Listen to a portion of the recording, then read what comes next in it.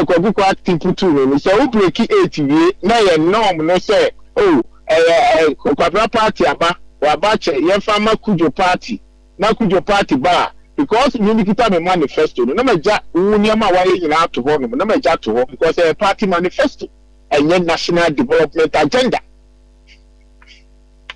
If you say yentimi running on man based on party manifesto, are you trying to tell Ghanaians say party manifesto ain't yet necessary? You see, the point is that if you want to address most of your challenges as a nation must have its national development plan. As our plan it is there to implement its long-term plan transcended over party manifestos. What you say? It said, "Who and now be cool, Kojona be cool, Kwabana be bout." The system is there, and you never keep and the political parties are in power, trying to enforce it or improve it with the national development plans. What I say? It's animal when it's not there. I am telling you. And when the national development plans are there, that is where you draw down the capacity building, the investing in the human capital, institutional capacity to support effective policy implementations. This is how you go about nations. And I bet you are increasing your domestic resources, your mobilization. Because you see, so when the plans are there, you hire effective people to run the system. You hire effective people. They will not be corrupt. They are there to make their names. What I say? When you have these things, the system now, the system will deal with you. National security personnel be a testimony message say or say in fact my na kanina Ghana enye he just a honest person so mine enye or a national security personnel. And no, in your case, let's be fact. That is my problem. Maybe I don't know. Except what I'm saying is what Obi Hunisa. Yes, we can say by being on what basis, on what plans. And I'm just saying, the next 50 years, where are you going? Can we say the next 50 years, you're making sure say Obi the national plan the year marks. So baby I dey kwan say e dey beto obi a wo do dan sisa akwa ni mu no ye bebu agwaye ma 1 cedi as a compensation and let somebody start it na ga tell say ampa o dey say am 4 years and the kwamra who aban a starting o bu ade ni nyina egu ye tu no kura chama kujo ba beto aso ye ma ye next 50 years Ghana be kra behwe is that what you see? Not just I'm asking you. No. Yes, I didn't say on my way that Bible can say it's a lack of knowledge. My people perish. Meaning, Tiaba Ghana has a lack of national development plan and has a lack of direction. Ghana, you have no money. Anuntina Ama now said the easiest way for me to communicate with my voters, to let the people feel, say, yes, something, I'm going to do something, is to also to make my proposal. And I become my party manifesto. Yeah, the party manifesto, near the bed running on mine. Give me one developed country. I'll bet you I catch on say, your friend is saying, Democratic manifesto, any other teaching is our my way. Labour Party manifesto, any other teaching is our my way. It is not there. It is a national cohesive agenda that they come together as a nation to share the growth and development agenda. Omani goes beyond. It goes beyond. And when another say Ghana is beyond the aid agenda, and the Abianca, that is where we go beyond the aid agenda. because system no is in place. To me, sano, to me, benino, or china, now you mistake. Now, system, you said you go through the process before you get A, B, C, D done. No? Wow, think I say unpack or minor, I build a system in place, and this is not there. I don't know. Me am me in the sense with how you that ma. Because me too. Me man who so akwa police chill now. You are down for now. Those abon search. Who you we na you say. Kapa this time. And can you police for me come? Police need jinawa. Obe jinawa no answer was scan of number plate or the call by a file home office. So now you now go speed. We speed limit to call. But I more than 60 per kilometer a day. Yeah, will be 100 cities. Or no ninkomo because onya scanning wadi na o hia no ninkomo bio o de men konkotua. O sumi mienu na started piling the interest to some amount. That is the national development. That is the national development. Chama, so how can we put stop to your friend? Your friend say, how can we put stop to this party manifesto? We be jina ha na wakane de we be jina ha okohuni padodo se jina ha na wato bomb o me ba meye we yamamo me ba meye we yamamo, and we don't have plans. So how can we put stop to that? Na me ka tro say me, and we miss the opportunity. We miss the huge opportunity. That's one thing I have never been happy with the governance of the Oral Rollins. That opportunity was his son. There was our opportunity at the time, and Nkrumah failed us, and we people are not bold to say it. He failed us big time. And Nkrumah failed Ghanaians. I'm telling you, when he at the time that he was pushing for the independence, when he got the independence, the first thing his mindset should have been the system builder. Build the systems, the laws, the rules, the regulations. That time population were very small. He failed to build the laws around the human beings. It is so my attitude na namo. Ghana, we live by our own behavior, our own attitudes. And attitude now you didn't on my because but Chama, if you say Nkrumah fail Ghanaians, okay, yes. Fine, maybe fine. Yem fan say Nkrumah fail Ghanaians. Now we are not building Ghana under Nkrumah's constitution. We have another constitution. Let me develop a case. The reason why I come at the what I'm trying to say is that when he failed that, when at the time that he needs to build a system, when the population was very low, less than 6 million. And Mrano Nana was here, our address system, our identification of human beings. And can then come out, our first things on social security number essay. It deters human beings and make sure we fulfill the rules and the regulations. The address system, to me, I be 67 years down the line. Population in I'm 32. I think I'll build the address system. Oh, that will be correct. But what I'm saying is the second opportunity that we have now, a Rollins era, we have 19 years solid to build up the system. 19 years. That time, a dictatorship rule. America, I get democracy in a no. It is not democracy, no. They were in a revolution for 176. That's what they used to build the system. The laws. Bisa who say, we are done with 50 states boom. It will be our first 5 states: New York, New Jersey, Pennsylvania, the tri-state, Delaware, and I'm starting some treat to the other states. So, you join the convention, and nobody go. Only no I can say if you know could be and camp off. If you know the best president ever, George Washington. At the time, it was about the systems. We ran to the stance there. Because we're ultimately not wanting to run so. Running no good. It will be their show. And some of the can development.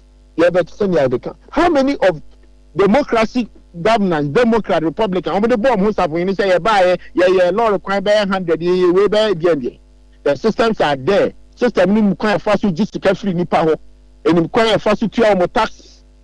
So the system are in place. And at the 19 years of Aurora Rollins, I am making more opportunity. No, Naka Rollins, the next bit to I am my. And I coffee, I never know yet. They are young who they could see it. And the democracy be room. Democracy, Abraham, I'm telling you for the fact. In Ukraine, come make any freedom. So, because Andra, one of my social media, Obi I was network engagement, which I agree, but I don't agree. I don't succumb to say, network engagement, no about classroom. No, come out no. No, could you be go about no bubu no washing. I did check no because I call any school I couldn't transfer because my network engagement. You see, democracy is telling you, say, or on the right, he's exercising his right, his democratic right. But second, ready or ho, and the young need down when and a few room fear could just as a can a few of ho. Then Kumena Mobuno, Mubabi Triaka. Number one, I gain everybody through class of a Quacoyeno, or by doing the cost involved. Chama, you say, Mene Cadman Mills, former presidential advisor, Edema the late Professor Mills, Edin Komo. Na Okasembi. O say, Yanshane says, Dr. Bomia, and a year chairman, Edema Economic Management Team. Na Oshe cabinet members na omuinas dodo na so ye MPs and one is getting to election unhu omo so omo ye adwuma bia na ma oye campaign enti one de nya ya ye wo Ghanaians omo ye adwuma World Bank and IMF omo retire a omo wo honom adan na yen kohu sa ankrofo no na yen fa economic management team ni show mo nsa they have to manage our economy, plan for Ghana na omo present everything moko cabinet meeting no mo aba no mo catch on say we any person man in there enko. Don't you think he's making sense on this? But it goes beyond that too. It goes beyond that. The constitution itself needs to be amended. Now the 2 million in our show obinsa. Oh yeah. At the event saying the economic management team already. Does it change the powers of the Minister of Finance? Does it change the powers of the president? Are we in the prime minister system? And you man young to me I'm a catching. I beg. It is time for the Ghanaians, the nationality to come together. And they just realize that listen, a national agenda. Let's do this for the sake of the future of the country. Not the constitution now will say yes, son, no, yes, son, you're witnessing dictatorship, you're witnessing democracy, 32 years, no. When said down who improvement be where you brought boom our mine, ye said down who sabi or mine and sexual in the mra, the party, yeah, Juma. 18 a dear and a morning, you big two. The NDC, the MPP, okay? When we have 137 in Parliament, Baba, I thought it is an opportunity for Ghana to build a coalition government. And 4 years down the line now, they are the worst Parliament we ever have. Worst. I don't miss my words. They are the worst Parliament. This current Parliament. I am telling you. They are the worst ever. I don't know what words I can use to describe them. Hey, Ghana's 8th Parliament under this constitution. Say, when we have 137, I thought it's an opportunity for Ghana to build a coalition government, to build a government that it is dynamic, purposeful for future that we can, when we are talking about development, that can be no come once me. But they are the worst, the most abysmal Parliament we ever have, including the leader. The Speaker of the House is the most worst Speaker. I'm so disappointed in him. You know why? Because he's the most experienced member of parliament in this current dispensation.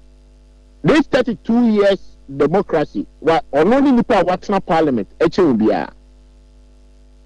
I thought it was one of the speaker called a huge reform or whatever. Is the worst dictator. Look at what he has done to parliament. There's no honor in parliament. And they have done the parliament to say, I'm here. Come on. He's the most splendorous speaker. Speaker, what both Ghana parliament to Kapa and Abang Babi. What spending Ghana Sikapa? He's the only speaker to me catch him finance minister as a Sikaka which my parliament in Asia. Ya Yakuma Sikana, your day my parliament is here. It is a one co amphibian can. Remember, Siaka will be ready budget. Somebody experience that we talk about. So it is what transfer besides Ghana and Ghana be. Are we in a position said that you bet me a catcher who say, baby, executive bear another party, not parliament majority another party, and now. Don't bet me a Juma Magana for what 37. Ghana boka chair bambia, Ghana Spanish Sikawa Mucha bambia. 80, you see, me honestly. Ghana Bob Busia Sahar fitting Kuma press to by this time. We started borrowing money in Nkrumah to support Akosomo, whilst we are also giving money to other states. So, Omofanko school for free. So, we can Ukrabi. Oko Bob Bisa the support budget. Akosomo, Ghana counterpart fund, it was only 25%. The rest was from overstate or other state. Now you are not going to give a scholarship to another country about £10 million. Chairman, yes, the more dino muninko. Yemfane say Dr. Kwame Nkrumah affiliate, meba. Yemfane say first president of Ghana affiliate. Okay, but meaning say per what you are saying, now it's only the running mate na poka and yarding. No, Napu. No. You are asking for national development. I don't want to tilt to the politics. Very well. I don't want to tilt to politics. Very well. If you don't, you see where Mamika be control. The reason why I'm cited the budget, so make us a Ghana, you both business, I can't take Kwame Nkrumah out. I can't take any president out. They were all included.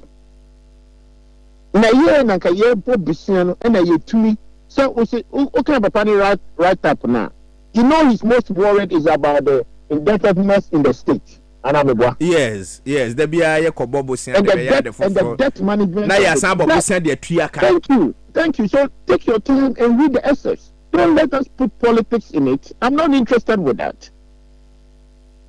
But what I'm trying to say is, if we don't correct the past, we can't build a future. But our past must correct our future. That's what I want to say. Our past must correct our future. It is I'm not inciting anything about but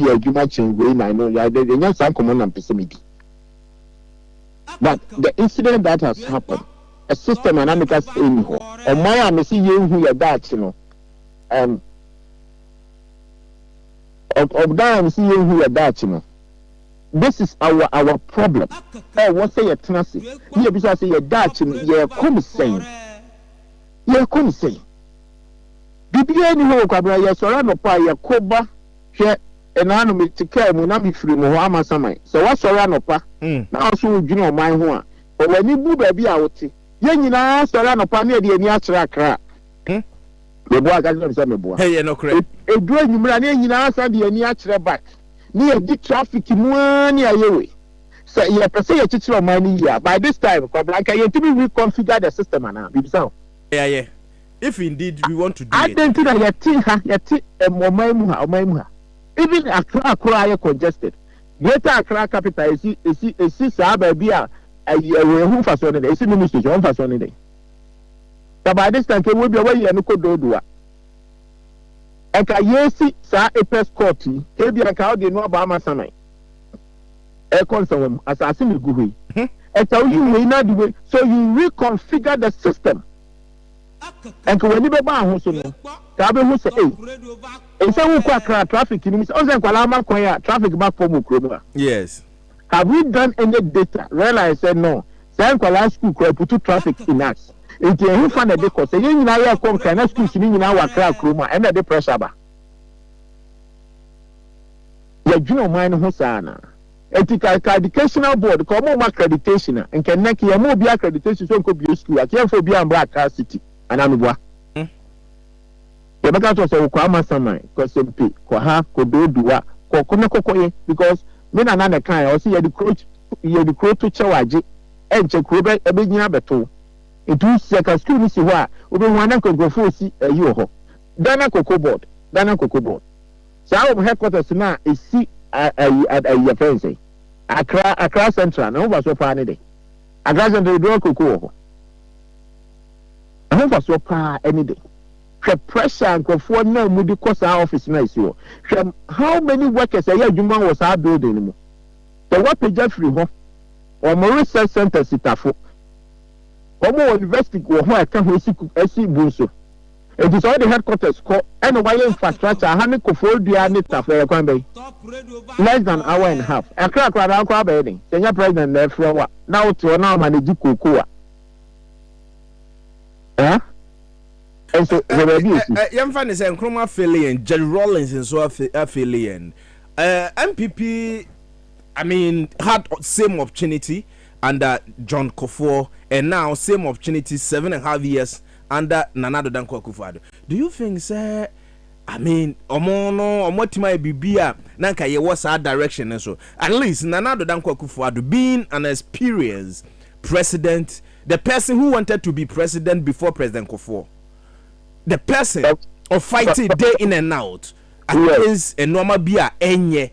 Mounting pressure on pressure upon pressure, demonstrations against then sitting government. Now, when your opportunity and Ghanaians are say one also he will be the worst president ever. Ghana, and of course within the MPP party, he will be the worst president ever. Do you think, say, the year who no, also who normal bisa and also affiliate in some way? Baba, the so far within 67 years independent till now and another year president. You can see all the leaders as failures. But you come down to the discussion, say, in every era, what does it happen? Ghana has faced a lot of challenges in these recent times. But many point that made me try to analyze it. One show ya in between, okay, people now, okay, ye di hunkobona. Or say, you call 8 years, I know every voter say, I was say, sister, I buy, not buying for Floba, and I'm a boy. That is why I'm not situated too much with the Mills and Mahama government and Akufo-Addo government. Okay. Because you know why they inherit chaos, and the chaos is that number one, there is even a fear. Say, 4 years. Nana Addo buy she baby and abia o dey fan say baby o work for free buy at the time I knew I breaking the cycle waji to me free over Rawlings war na enyema nyina we went to Hippic, we went to that, we went to this that within your 4 years you may realize you can achieve anything. Chairman, I'm for Punum Kakra, my many won't pen for Binum Sunni commentary for one who see my mena. Very well, until Jamaican say, you see, a platform a national agenda. We need to have such a conversation as this you may in Komwa. Okay, I say, I am open up to any views that can build the nation. We can agree, we can disagree, but the most important is around the table and say we build the nation agenda, we build the national development agenda. Now you build a system, robust system, stable system. It cannot be corrupt. Ah, to say ultimate says a quabra, and yes, agency we are done one. Or did the sicker be ye a juma, no ye juma without fear or favor. But maybe I do know, and let the big tournament from we see a favoritism, a nepotism, a national agenda, a party manifesto. All these, for me, I find it very difficult where the nation is going. Seriously. Very well, Chairman. On the next month, 7th August, my final point program, me launch a DBA friend election voice. Now politicians are kesefo na ewo yani mu hoya nye studio abonte kwan no ho no mo obia de ne speech ba futu obeka che Ghanaians ye fa ne TV and radio. Ye do letted da ho, you letted da ho there by official me invite you. 3 p.m. to 6 p.m. me invite you. Wa ba be boye. Na 24 p neba both political parties in 24 p ne problem. And when country Usia union politicians, both MPP and MDC, that's why we say young can you changes our constitution now on our constitution and wow my God. Yeah, but some penny no makasa. Yeah, that's it. And I want sound politics. I mean, what can I say citizen? What can I say Ghanaian? What can I say Ghana ni opese Ghana nkwane and me that's only a dinkomo. Chairman Kojo. Yeah, that's the cover. So Chairman Kojo Boateng, a senior officer. Citibank USA 25 minutes after 8. Final point is my name is Kwabena also adjourned the governor on the 7th of August. Yearland final point year launching your election voice. What I say your name penny for P asofo for wom ahemfo for wom politicians from MPP and DC. Your forecast here into Bomodiana be part of it 3 p.m. to 6 p.m. by 2. Now what na say na ye den komo na hyehyɛ so ye bema also ho kwan na wabisa constant obeba top TV na waba top radio ye be din komo ni together mpanifo ne kasa na also bi so omo question na wanya kwan na omo kasa de na ye hwehwe ma oman Ghana de na wonso betimi de aboa ye kɔ yanim no de na ese ye basabasa ye bi anya de NC de na ese ye benya peaceful election coming December 2024 7th. Na enkomo nko so try your best and be part of it. Number na 0243 20 40 59 0243 20 40 59. Also you know what din come up. Mama nko na me ne senior man ba ko okrom ha say pa or ye senior citizen. Your friend me Kwabena Osu Adjuma high top radio final point is your friend ono so your friend Maxwell Kofi Juma. Na me ni na wo one group mu a your friend June Born. Or you super, or you great, or your former KMA boss, or your former Asokwa MP, or your former deputy minister, local government. What being brutal.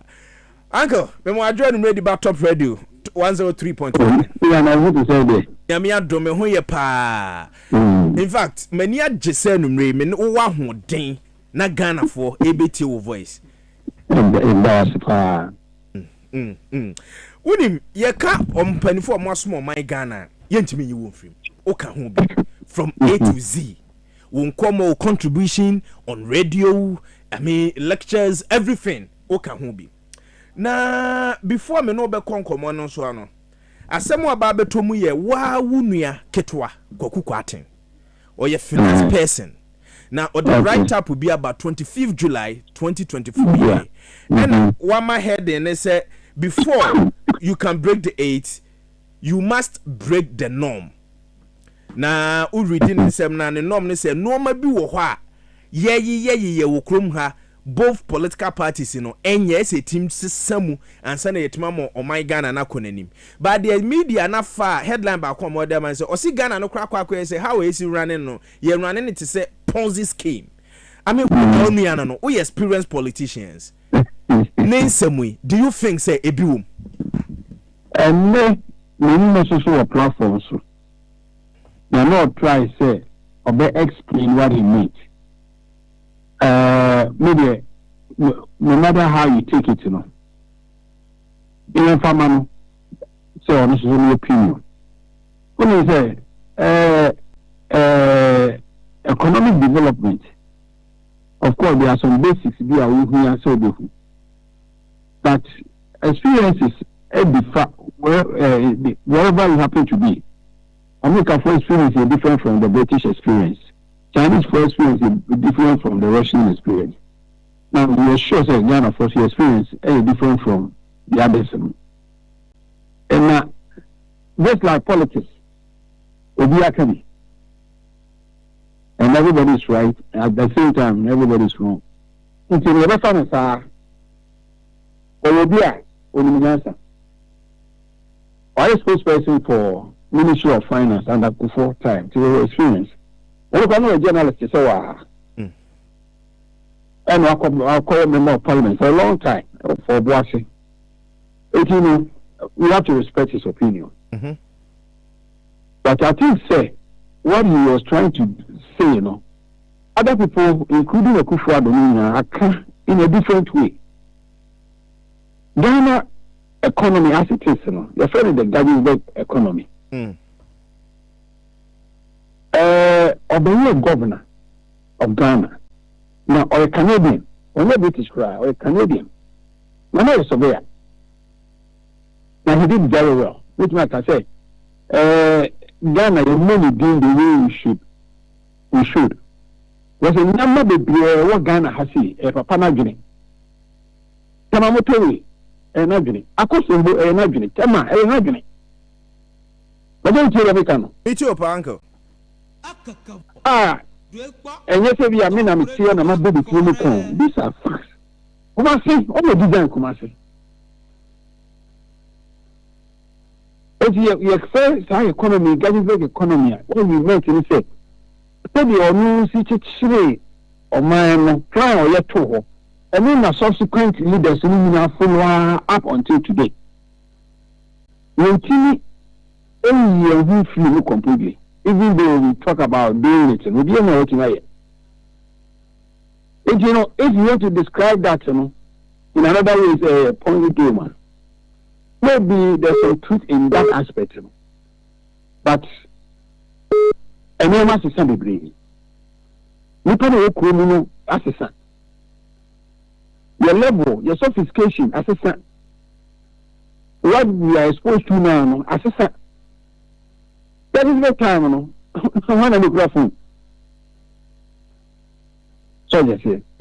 But no, maybe what can I say? Miss Sia say motorway. Any normal back me no be a tema how we see children in I. Of course, he was under his. But the book that we read back days in school, HSA achievement of the first president of Ghana, Dr. Kwame Nkrumah. Anna. Maybe in kind book could be at sir. In kind book could be at sir. That achievement of I've read commentaries by people. Oh, probably any experience in Kumaluji. Oh, no, Moka. And Nkrumah became a leader of government business in 1952. He was sitting at the cabinet of Johannesburg. Who was chairman of that cabinet? Johannesburg. If you remember happened under Johannesburg regime, even though you remember, they say be Minister of Education. This year, and you're good for it. So why do you want to take it away from the master? So meaning, sir, what your running mate said, now you're far from the truth, Anna. Running mate, no, you are far from the truth. At Mokra, no. Akufado, yeah, Jumatin, actually, he was. I know that I can say so. When you mention food, a fact. Yeah, a fact. Oh, on your far from the truth, cry. No, a fact. Hey, if I roast now, we are here, such as here. If I told USHS, number me 5.7 million. At the time we were independent, not Ghana population of 5 million. So Kufuor has educated the equivalent of the entire Ghana population at the time of independence. That's all. Where is what achievement? The number of factories Kufuor time happened. I don't think Kwame Nkrumah time. That's a fact. The number of hospitals are Kufuor time. It is Kwame Nkrumah time. And we also assign things to Kwame Nkrumah. ɛnyɛ no korɛ Kwame Nkrumah didn't break KNUST. Me na saw it too. So just say me offer me na me call Kumasi College of Technology. The fellow say. So just say it's as if me who be something in the mind. You know, actually the two Kwame Nkrumah. They say the Kotoka International Airport at Kotoka. Don't even Kotoka built it. So just say yeah, sign and say ono come to come and kasa. Even the out of your ignorance. So just say we go akwa koya na say but the professor obi an question and I media I blame the university professors and lecturers. Omo also started I follow into propaganda crew. And say komu e ba na the research no about so we dey no correct me a quality history no distorted. We are all living in Kokranan's land. Now, it doesn't take away from Kwame Nkrumah. But why any day?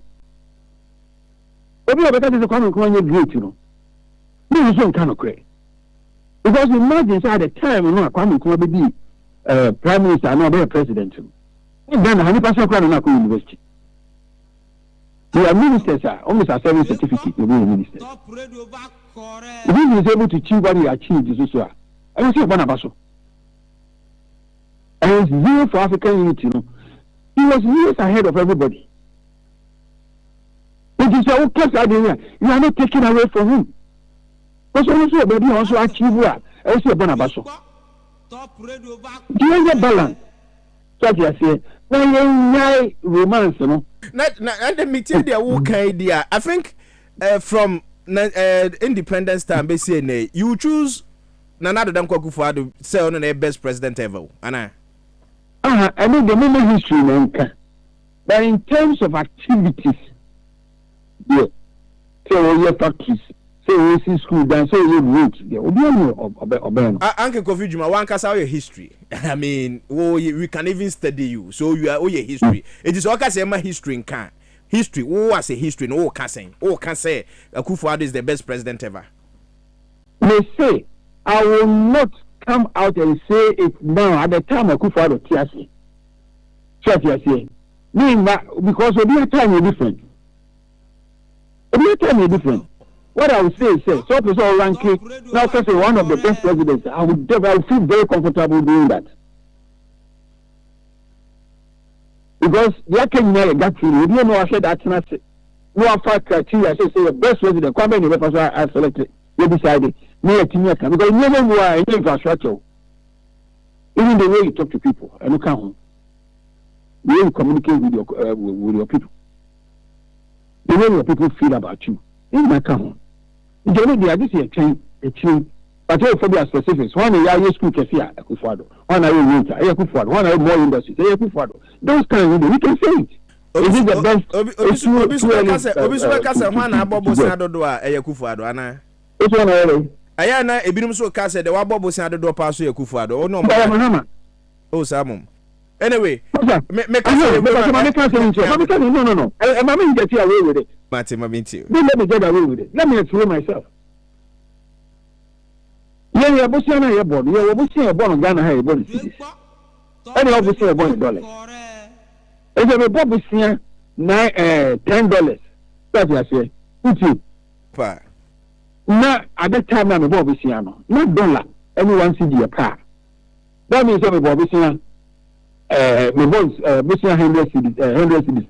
I'm sorry, 10 cities. They're 1-to-1. $10. So, Busiana. Actually, we call Kutia and yet $10 because they say maybe I 4-to-1. Okay. We have 10 cities that we call Kutia 40 cities. Okay. This is what has happened with the Akufo-Addo. But in dollar time, you know, the Mahaman borrowed more money than the Akufo-Addo. And Obisu says, why not about that careless and ama sa Sikano and why wide about the Toha Akufo-Addo? Who think I say we are careless? When judge Ukraine say I year and I say year based on dollar exchange rate. Top radio back correct. Then average Ghanaian on name or corner Juma or call phone or call Tony Newman. Another no call Tony Sikaw. This will be an idea based on the dollar exchange. I asked that question based on what you said. Say, time will be bubble say, and be $1, $1 a year to 2 cedis. What I say? Now, ye bobus, ye kutuasa kana, ye tuya $1 to 15 cedis. And the question is, okay, why need the free sir 2 cedis or to 15? Who created that problem that we are suffering from? Economic policy. Sometimes the government can decide to devalue its currency so that people or people will come in and export more. Because now money export now is cheaper. But China artificially hold their currency. So that's artificial. We also say, or Mama I think, can value higher than what it is. You also turn in Mama. Now, the money is cheaper outside. It is a big case as much as you trust. I mean, trust dollar value no cost for us. Then, when you make careful about you, that will encourage Ghanaians to produce more. But we are near man of some produce now it's cheaper. Or we can't object to say, I'm going to professors or more universities. We are doing a very poor job because could be an intellectual class. Omo and Omo, yes, you cheer Muka, Omako Shia de Muka, so on your research and analysis. What did that? What did that? The professors and did that. Oh, what did that? They are asleep. They carry a general because we are. Oh, yes. In general, what did that? They should dominate national interaction, conversation. They should dominate it. No, come on, research, but no, analysis. Maybe make a sound also analysis. That's what should happen in the Don't you think, say, Omuina stay back because of Yankan is a more politicians or more annoying because AB are not become reality. Politicians do. Maybe, but Bramiami wa for Kofi Juma because oh wait, they are kind reality. Baby, I will hear politics in tea and all the nankono. Uber say me wa for Kofi Juma because oh wait, or political party don't mind. They can shut a politician or make it soon. They can shut him down by analyzing that. Small can you It happens every America. The only president do Bakasa. Analysis is the power no. Church I say. You measure your words before you bring it out. If they can shut us down by coming out with sensible arguments and analysis. What did that?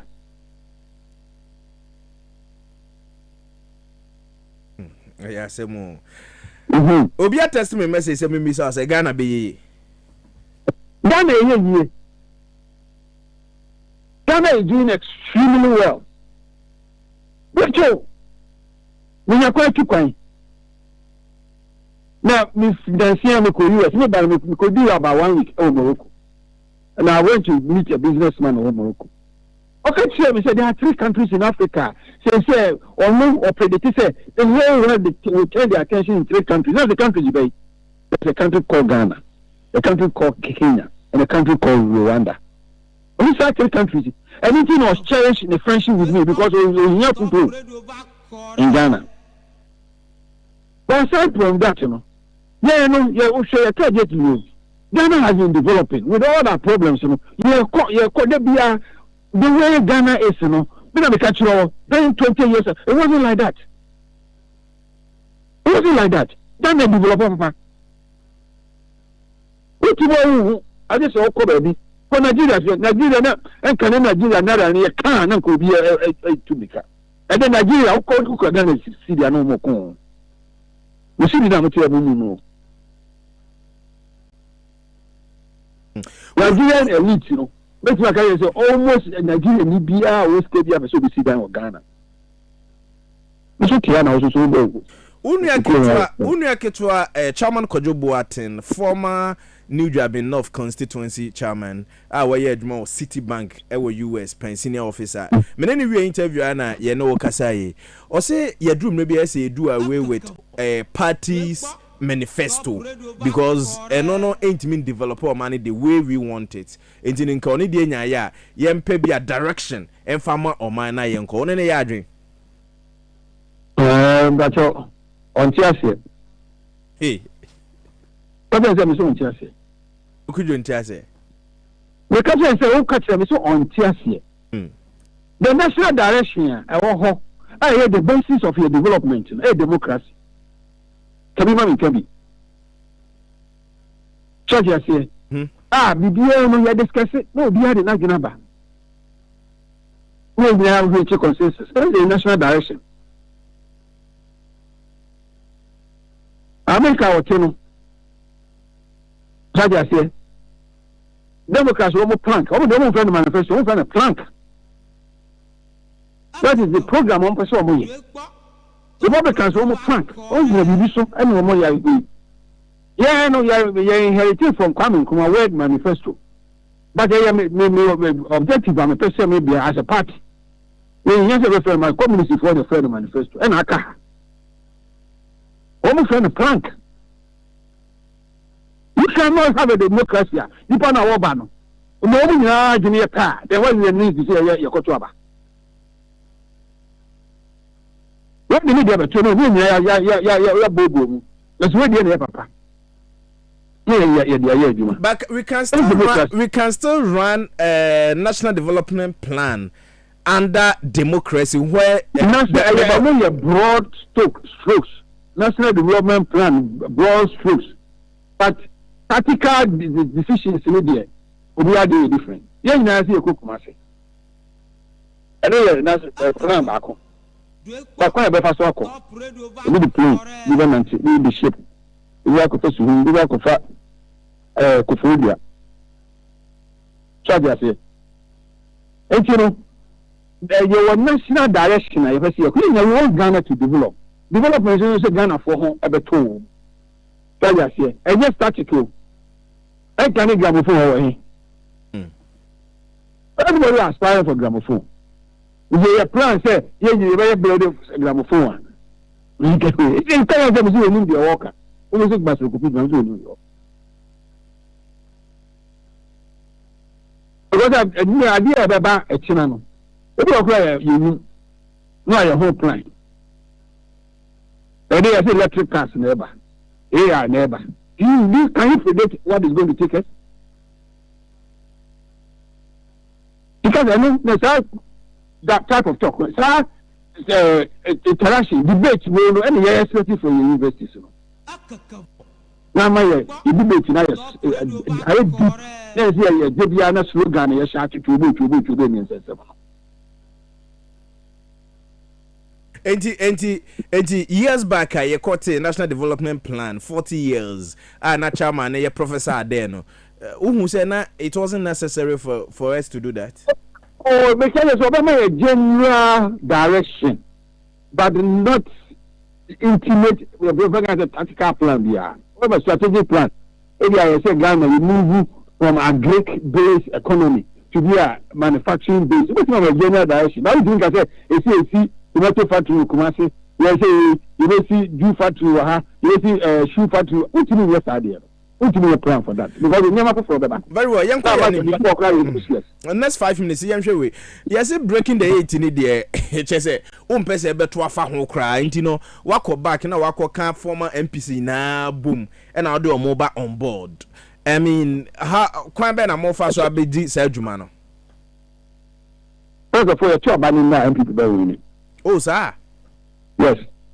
And then when you go presidential parliamentary. Yes. I said, would you muhundi pow?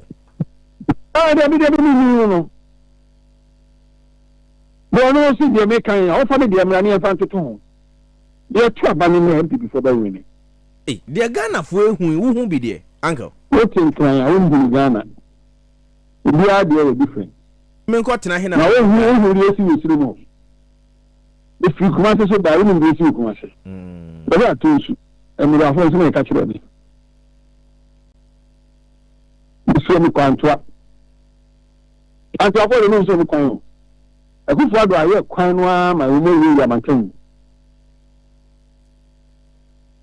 so the dey be no akufu aye o say dey so ya no aye oh sir yes I'm saying with authority you mo hwe firi aban hom so mo nya the dollar mo tin kan kan phone Wakao. Yeah, you think na yede dollar na yede feel say it doesn't even come into the vocabulary. Oh no de yeden. Ya ye no kwanya ma no wanya nsu anom ne ba ko school free. Ne ba ko school free o ko so ya ma na bia ne yede. Wọ́n ní man kẹsí o Ghana ho. Sir? We are meeting say papa no bold. He's a very bold man. Akufo-Addo. Yes, he's very bold. Oh, yeah, man kẹsí lodo. Eh. Kofi Juma. Yes. Akufo-Addo ye normal kẹsí. Na o ya tuma ta kwan do yi. Hey. What na ba ko senda. Anyways, enti ade na former MPs ne be ye. You know what I say.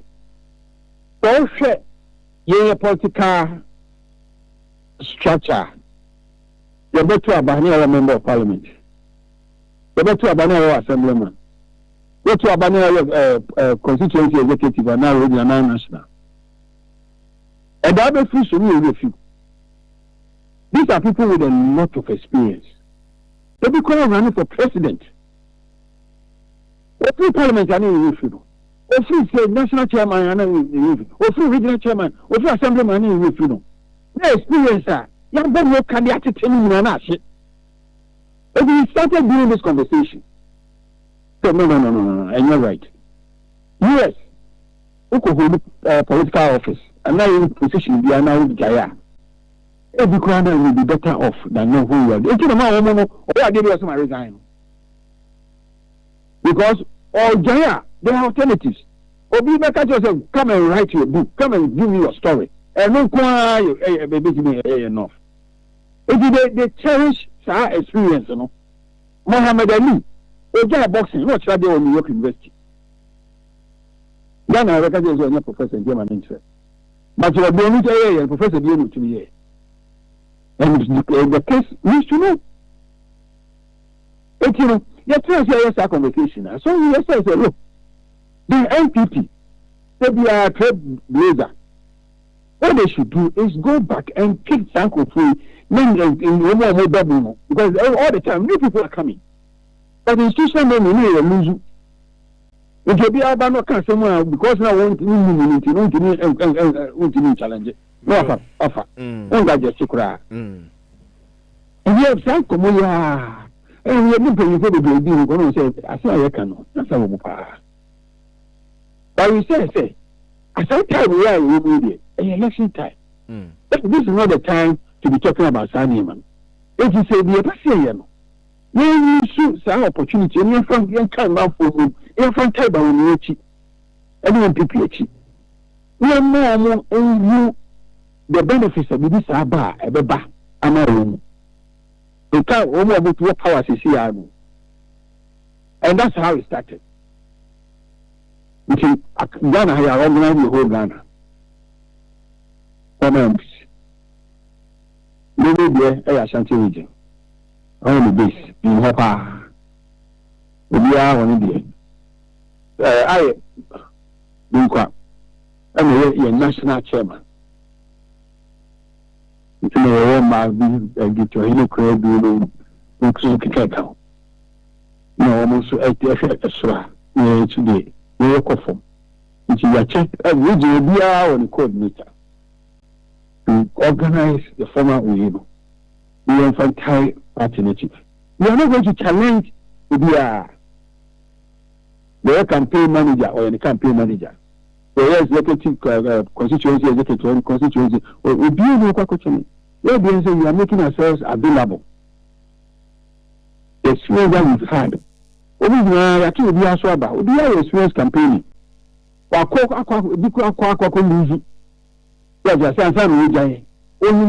takes to lose an election.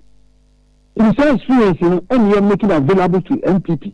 We are sure as idea starting and so the other political parties in Subusu. So I say, a good way, because your next stage in a political development, Eba come home, Amakuso. Amate. Uncle, anyway, my men was say was so that. Me church for na Edu. Ya chọ bi ti yẹ nya bi si ni. Ene si wani. Never fake any more video water. Hey, uguso. Na chọ. Ewu bi na fan say Edu, me no say Edu. You be kwa ko pe bia no. Chief Butcheni of the Republic of Ghana. Ashoko Fidiman. Gehoko wa boy Juma Papa. Alice, why are they? Nyami shira po mo ho ba no ma nkwantenten ahoden wom. Na yeah, that's said me only final point I didn't come out top radio. All right, so Maswell Kofi Juma, a former KMA Balls, former deputy minister, local government, and of course, former member of parliament Asokwa, and currently CEO Gehok. My mayor said, minus 5 minutes, meet him that for calls 10. We'll be at there 30 seconds. Oba Nebra Brabia, your monitor. 0303-944-864 0303-944-864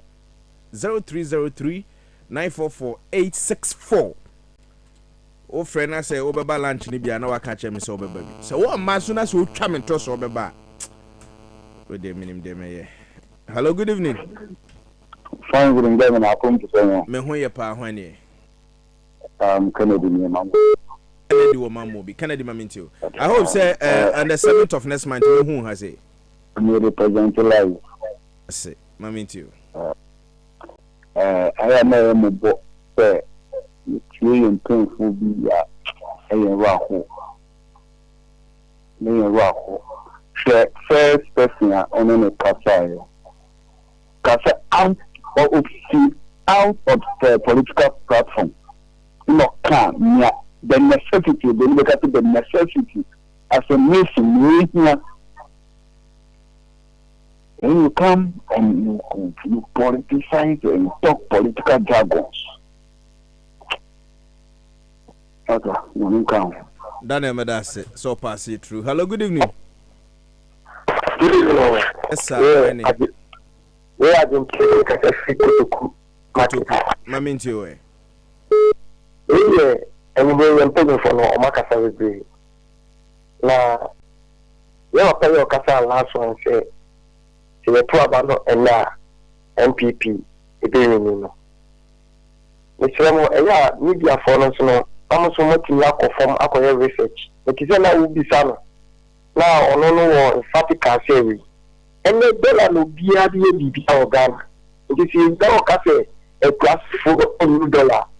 And it will be a social media, will be a money. The poor dinner will be an idea. The poor film will be a Ghana film. The two cement will be a tap at a year, no 50 cities, not another corner 70 cities. No, tap or the children will say, then I confront the Amazon and your mother. I do. You can then brown cafe and I clap and use $2. And then you come cool. Now, Chubby, you 50 Ghana. 1 month, a whole month, chop money. The corner make a throw. My man was on the 17th next month. Now, we're banning a lunch program. No, okay, okay. That's it. Hello, good evening. Hello, good evening, Governor. Yes, sir. Let's say, me who your pa now so what to say? Yamia do Omega can go out in it. Mammy to Omega. But I saw you ever for Kufijima, what customer will answer 2024 election way there. And ever for John Damani Mahama. And I ever to a man on the 24-hour economy. Abba said the Baya, where is the Indian Jumaniano? Yami Adma 7th, Brane lunch election voice. Bye. No, I tell you that 7th, next, yes, I guess no my 7th, a Ukwada. Okay, I will cut a young one. Never everything I committee, terminate me. Mate, hello, good evening. Hello, the governor. Yes, my boss. Fire prophet. Fire prophet. Mami too. Yeah, the papa na ka sisiano o kan krepa. Ye to bana. Omba wi enya ntro. Adentia. Abanya watine bi Ghana 60 billion loan. Edi akọ 743 billion.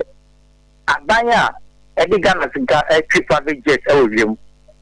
Abanya abeto Ghana Japade nyina. Abanya wafa ne ma ene nebusi afọ atwa no wenhia no. Ebe na omo wi ni election.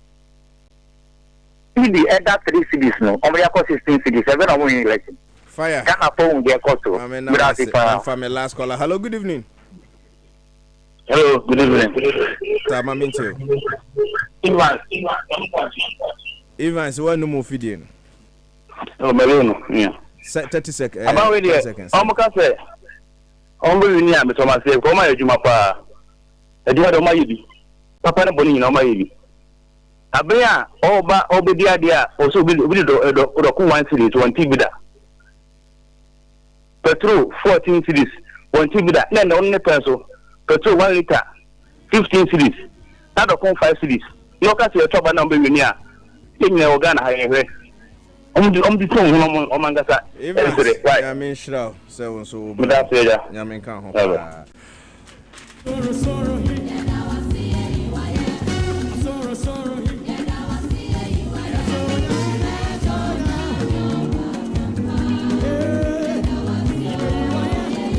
Enti erade ye da wase na ye yiwa ye ajonya me batampa enumre ye da wase ye da wase yiwa ya batampa ye da wase ye yiwa ye. Next on your radio ye mahinta sem ye frame kwabno so adjuman the governor na senkoma wa Said Mohammed Philip Akono Justice and Akela says Nyame mutus no nyo kese onyum free so hwe nyina mo onyum free boni mo menye de enye na ho aba asem ontina ne mo nchiro ochina same time ye nhia Governor so adjuman governor ni final point na de brew when start thinking Ghana first na ye adwuma den san say hard work pays. Good evening.